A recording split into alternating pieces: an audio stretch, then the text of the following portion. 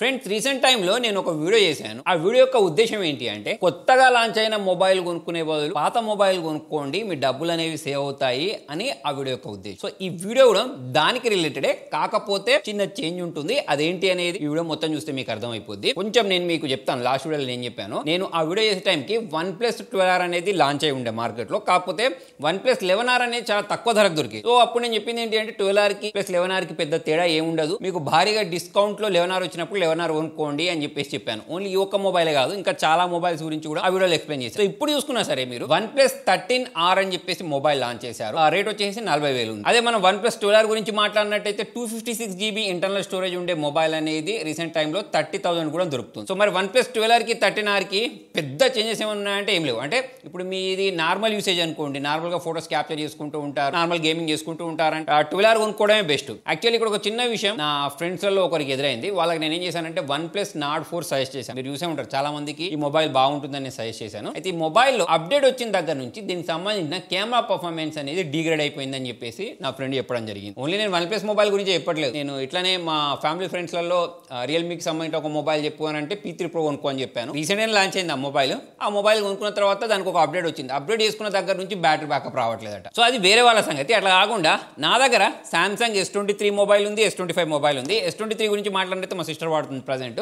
దానికి రీసెంట్గా ఒక అప్డేట్ వచ్చింది, 6.1 One UI 6.1 వచ్చింది. దాన్ని అప్డేట్ చేసుకున్న తర్వాత ఏం జరిగింది, దానిలో మనకు కొన్ని ఏ ఫీచర్స్ అనేవి వచ్చాయి. ఏ ఫీచర్స్ మొదలు పడి ఏం చేశానంటే, నేను అప్డేట్ కొట్టాను. అప్డేట్ కొట్టిన తర్వాత ఇక్కడ జరిగింది ఏంటి అంటే, మనం ఇంతకుముందు ప్రీవియస్గా క్యాప్చర్ చేసిన ఫోటోస్ తోటి కంపేర్ చేసినప్పుడు రీసెంట్గా ఫోటో చేసిన ఫోటోస్లలో డిగ్రేడ్ అనేది కనిపిస్తుంది. అయితే విషయం అనేది, ఎవరైతే Samsung S23 రీసెంట్గా కొనుక్కున్నారో, అంటే 80,000 మొబైల్ అనేది రీసెంట్గా 37,000 దొరికింది. చాలా మంది కొనుక్కున్నారు. వాళ్ళు కొనుక్కున్న వెంటనే వాళ్ళకు ఈ One UI 6.1 వచ్చింది, డైరెక్ట్ దాన్ని అప్గ్రేడ్ చేసుకొని వాడుతున్నారు. సో అటువంటిప్పుడు వాళ్ళ కెమెరా ఓపెన్ చేసి ఫోటోస్ క్యాప్చర్ చేస్తే వాళ్ళకి తేడా కనిపించదు. ఆల్రెడీ ఇంతకు ముందు ఎవరైతే వాడారో, అప్డేట్ చేసుకోక ముందు ఫోటోస్ క్యాప్చర్ చేశారో, వాళ్ళకి తేడా అనేది అర్థమవుద్ది. సో అలా నాకైతే కెమెరాలో డిగ్రేడ్ అనిపించింది. అయితే ఇక్కడ నేను Samsung మొబైల్ అప్గ్రేడ్ చేసుకుంటేనే ఇట్లా అయింది, OnePlus మొబైల్ చేస్తే అయింది, రియల్మీ అయింది, మోటరోలా అయింది. ఇక్కడ నేనేం బ్రాండ్ గురించి చెప్పట్లేదు. అప్గ్రేడ్ చేసుకున్న తర్వాత మొబైల్లో ప్రాబ్లమ్స్ వస్తున్నాయి. అయితే కొత్త మొబైల్లో ప్రాబ్లమ్ వస్తే పర్లేదు, కానీ ఇప్పుడు మీరు ట్విట్టర్ ఓపెన్ చేసి సెర్చ్ చేశారనుకోండి, రీసెంట్ ఒక అతను Samsung S23 కొనుక్కున్నాడట. అతను మొబైల్ అప్గ్రేడ్ చేసుకున్న తర్వాత మొబైల్లో మదర్ బోర్డ్ ఇష్యూస్ వచ్చాయి. మరి దాన్ని తీసుకెళ్లి రిపేర్ చేయించుకోవచ్చు కదా అని అంటే వారంటీ అయిపోయింది. అయితే ఇక్కడ ఇంకొక విషయం ఏంటి అంటే,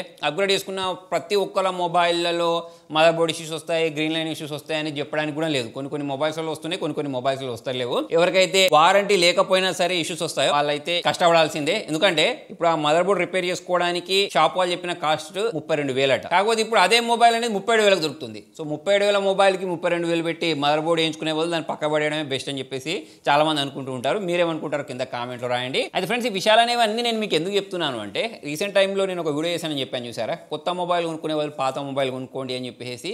సో ఆ వీడియో చూసిన తర్వాత చాలా మంది పాత మొబైల్ కొనుక్కుంటారు. పాత మొబైల్ అంటే 2024లో లాంచ్ అయిన మొబైల్ కాకుండా 2024లో లాంచ్ అయిన మొబైల్ తక్కువ ధరకు దొరికితే కొనుక్కుంటారు సరే. సో అలా మొబైల్ కొనుక్కున్న తర్వాత మనకు మొబైల్ కంపెనీస్ వాళ్ళు అప్డేట్ పంపిస్తే అప్డేట్ చేసుకోకండి అని చెప్పడమే నా వీడియో యొక్క ఉద్దేశం. ఎందుకు అంటే, ఇప్పుడు OnePlus వాళ్ళు OnePlus 13R మొబైల్ లాంచ్ చేశారు 40,000. OnePlus 12R ఏమో 30,000 దొరుకుతుంది. పెద్ద తేడా ఏం లేనప్పుడు చాలా మంది ఏం కొనుక్కుంటారు, OnePlus 12R కొనుక్కుంటారు. సో అటువంటిప్పుడు OnePlus 13R సేల్స్ అనేవి ఎక్కువ జరుగుతాయా? జరుగు. సో ఇటువంటి పరిస్థితులలో మనం మొబైల్ కంపెనీని దృష్టిలో పెట్టుకుని ఆలోచించినట్టయితే, వాళ్ళ సేల్స్ పెరగడానికి వాళ్ళు ఏం చేస్తారు, మన మొబైల్కి అప్డేట్స్ పంపించి మన మొబైల్ యొక్క పర్ఫార్మెన్స్ తగ్గించడం, కెమెరా పర్ఫార్మెన్స్ తక్కువ చేయడం, బ్యాటరీ డ్రైన్ ఇష్యూస్ వచ్చే విధంగా చేయడం, మొబైల్లో బ్రైట్నెస్ అనేది ఎక్కువగా ఉండకుండా చేయడము. సో ఇటువంటి అన్ని పనులు వాళ్ళు చేయగలుగుతారు. సో ఇవన్నీ నేను ఏదో నోటితో చెప్పట్లేదు. మీరు ట్విట్టర్ ఓపెన్ చేస్తే ట్విట్టర్లో మీకు చాలా మంది ఇటువంటి ఇష్యూస్ రేజ్ చేసిన వాళ్ళు కనిపిస్తారు. ప్లస్ ఐఫోన్ వాళ్ళైతే ఇటువంటి దాంట్లో ఆరితేరిపోయి ఉన్నారు. వీళ్ళ మీద అయితే కొన్ని కోట్ల ఫైన్ పడింది. కావాలనే వీళ్ళు మొబైల్కి అప్గ్రేడ్ పంపించేసి మొబైల్లో బ్యాటరీ బ్యాకప్ ఎక్కువ రాకుండా చేస్తున్నారు అని చెప్పిన సంగతి మీలో చాలా మంది తెలిసే ఉంటుంది. సో అలా ఎందుకు చేస్తారు అంటే, చాలా మంది కొత్త మొబైల్ లాంచ్ అయిన తర్వాత పాత మొబైల్ డిస్కౌంట్లో దొరికితే పాత మొబైల్ కొనుక్కుంటారు. సో ఆ పాత మొబైల్ కొనుక్కున్న తర్వాత కూడా ఆ మొబైల్ అనేది ఒక 4-5 సంవత్సరాలు 5-6 సంవత్సరాలు నడిచింది అనుకోండి, వాళ్ళ కొత్త మొబైల్ ఎవరైనా కొంటారా? ఎవరు కొనరు. ఇప్పుడు ఐఫోన్ గురించి మాట్లాడినట్టయితే వీడు 7 సంవత్సరాల వరకు అప్డేట్స్ ఇస్తారు. సో ఇప్పుడు మరి లాస్ట్ ఇయర్ మొబైల్ కొనుక్కుంటే 7 సంవత్సరాలు అంటే ఇంకొక 6 సంవత్సరాలు వాడతారు. 6 సంవత్సరాల వరకు వీళ్ళు కొత్త మొబైల్ లాంచ్ చేయొద్దా? లాంచ్ చేయాలి. కాబట్టి వీళ్ళు మరి లాంచ్ చేసిన మొబైల్ అమ్ముకోవాలి. కాబట్టి పాత మొబైల్కి అప్డేట్స్ ఇచ్చి స్లో చేస్తూ ఉంటారు. ఓన్లీ సామ్సంగ్ అనే కాదు, యాపిల్ అనే కాదు, ఏ బ్రాండ్ తీసుకున్నా సరే వాళ్ళు మార్కెట్లోకి కొత్త మొబైల్ లాంచ్ చేసిన తర్వాత పాత మొబైల్ని డిస్కంటిన్యూ చేస్తారు. డిస్కంటిన్యూ చేయకపోతే ఆల్రెడీ ఆల్రెడీ ఉన్న స్టాక్స్ ని క్లియర్ చేయడానికి దాని ప్రైస్ అనేది తక్కువ చేస్తారు. తక్కువ చేసినప్పుడు చాలా మంది కొనుక్కుంటారు. కొనుక్కున్న తర్వాత దాన్ని ఎక్కువ టైం వాళ్ళు వాడితే వీళ్ళకి నష్టం. కాబట్టి మీరు ఒక 1 year ఓల్డ్ ఫోన్ కొనుక్కున్నారు, దానికి అప్డేట్ వచ్చింది అని అంటే అవసరం ఉన్నా సరే అవసరం లేకపోయినా సరే దాన్ని అప్డేట్ చేసుకోకండి. అయితే కొన్ని సార్లు సెక్యూరిటీకి సంబంధించిన సమస్యలు వస్తూ ఉంటాయి, బగ్స్ అనేవి వస్తూ ఉంటాయి. అటువంటిప్పుడు ఇక మనకు గత్యంతరం లేదనుకోండి. అలా కాకుండా మీ ఫోన్ సక్రమంగా నడుస్తుంది, మీకు ఎటువంటి ప్రాబ్లం లేదు అని అనుకున్నప్పుడు, మార్కెట్లో కూడా ఏం న్యూస్ లేదు ఆ మొబైల్లో ఈ అప్డేట్ చేసుకోకపోతే హ్యాక్ అవుతుంది లేకపోతే వర్నబిలిటీస్ ఉన్నాయని చెప్పేసి ఇటువంటి న్యూస్లు ఉండవు చూసారా. సో అటువంటిప్పుడు మాత్రం మీరు మొబైల్ని అప్డేట్ చేసుకోకుండా అలానే వాడండి. ఇంతకుముందు నేను చెప్పినట్టు Samsung S23లో ఏ ఫీచర్స్ వచ్చాయి కదా అని చెప్పేసి అప్డేట్ చేసుకుంటే ఏం జరిగింది, బ్యాటరీ బ్యాకప్ రావట్లేదు. సో మరి ఈ బ్యాటరీ బ్యాకప్ రావడం ఇంపార్టెంటా లేకపోతే ఆ ఏ ఫీచర్స్ వాడడం ఇంపార్టెంటా అని చెప్పేసి నన్ను అడిగితే మాత్రం ఆ బ్యాటరీ బ్యాకప్ రావడం ఇంపార్టెంట్ అని చెప్పేసి నేను అనుకుని దాన్ని అయితే అప్గ్రేడ్ చేయను. సో ఫ్రెండ్స్, మరి నేను చెప్పిన ఈ పాయింట్ తోటి మీరు ఏకీభవిస్తారని చెప్పేసి నేను అనుకుంటున్నాను. మరి మీలో ఎంతమంది మొబైల్ అప్గ్రేడ్ చేసుకున్న తర్వాత మొబైల్ పర్ఫార్మెన్స్ తగ్గడము, కెమెరా డిగ్రేడ్ అవ్వడం, బ్యాటరీ బ్యాకప్ రాకపోవడం లాంటివి జరిగాయనేది కింద కామెంట్లో రాయండి. సో మరి మీకు ఈ వీడియో యూస్ఫుల్ అనిపిస్తే ఇటువంటి వీడియోస్ అనేవి మరిన్ని కావాలి అని అంటే సబ్స్క్రైబ్ చేయండి. Thank you.